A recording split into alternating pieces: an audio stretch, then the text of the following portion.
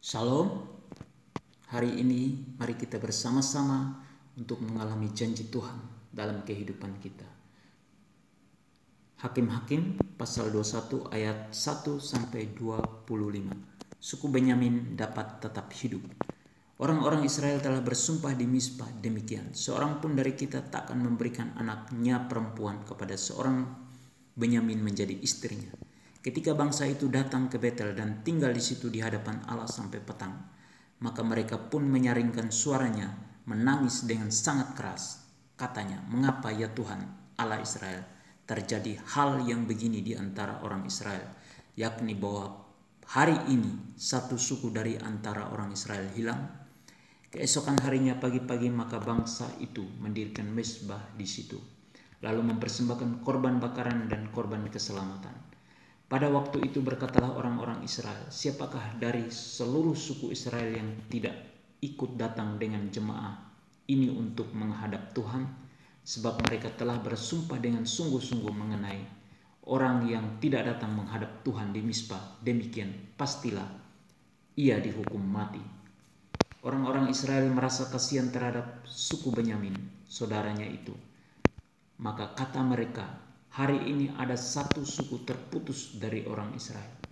Apakah yang dapat kita lakukan kepada orang-orang yang tinggal itu dalam hal mencarikan istri? Karena kitalah yang bersumpah demi Tuhan untuk tidak memberikan seorang pun dari anak-anak perempuan kita kepada mereka menjadi istrinya." Sebab itu berkatalah mereka, "Dari suku-suku Israel adakah satu yang tidak datang menghadap Tuhan di Mizpah?" Lalu tampaklah bahwa dari Yabes Gilead tidak ada seorang pun yang datang ke perkemahan jemaah itu. Lalu diperiksa jumlah bangsa itu, dan tampaklah tidak hadir seorang pun dari penduduk Yabes Gilead. Maka perkumpulan itu menyuruh ke situ 12.000 orang dari orang-orang gagah perkasa, dengan memerintahkan kepada mereka demikian, "Pergilah, pukullah penduduk Yabes Gilead dengan mata pedang, juga perempuan-perempuan dan anak-anak. Tetapi perbuatlah begini, hanya semua laki-laki sajalah, dan semua perempuan yang telah pernah tidur dengan laki-laki harus kamu tumpas." Mereka menjumpai di antara penduduk Yabes Gilead 400 orang anak gadis, perawan yang belum pernah tidur dengan orang laki-laki. Lalu gadis-gadis itu dibawa mereka ke perkemahan di Silo di tanah Kanaan.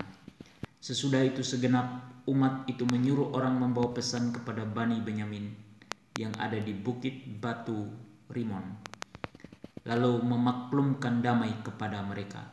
Pada waktu itu kembalilah suku Benyamin, dan kepada mereka diberikan perempuan-perempuan yang telah dibiarkan hidup dari antara perempuan Yabes Gilead, tetapi belum cukup juga jumlahnya bagi mereka.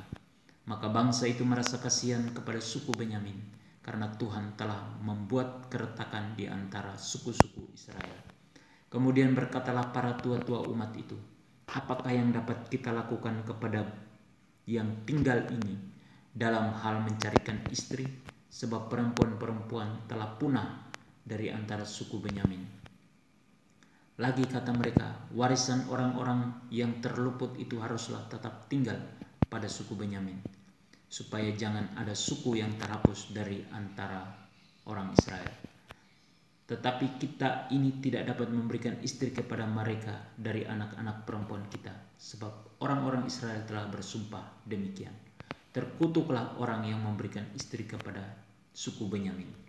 Lalu kata mereka pula, "Setiap tahun ada perayaan bagi Tuhan di Silo, yang letaknya di sebelah utara Betel, di sebelah timur jalan raya yang menuju dari Betel ke Sikem, dan di sebelah selatan Lebona." Maka mereka berpesan kepada Bani Benyamin demikian, "Pergilah menghadang di kebun-kebun anggur. Perhatikanlah baik-baik. Maka apabila anak-anak perempuan Silo keluar untuk menari-nari, baiklah kamu keluar dari kebun-kebun anggur itu, dan masing-masing melarikan seorang dari anak-anak perempuan Silo itu menjadi istrinya, dan pergi ke tanah Benyamin. Apabila ayah atau saudaranya laki-laki datang untuk menuntutnya kepada kami, maka kami akan berkata kepada mereka, serahkanlah mereka itu kepada kami dengan rela hati. Sebab dalam pertempuran kita tidak dapat menangkap seorang perempuan untuk menjadi istri mereka masing-masing. Memang kamu ini tidak memberikan anak-anak gadis itu kepada mereka, sebab seandainya demikian kamu bersalah. Jadi Bani Benyamin berbuat demikian. Dari gadis-gadis yang menari-nari yang dirampas itu mereka mengambil perempuan, jumlahnya sama dengan jumlah mereka. Kemudian pulanglah mereka ke milik pusakanya, lalu membangun kota-kotanya kembali dan diam di sana. Pada waktu itu pergilah orang Israel dari sana, masing-masing menurut suku dan kaumnya. Mereka masing-masing berangkat dari sana ke milik pusakanya.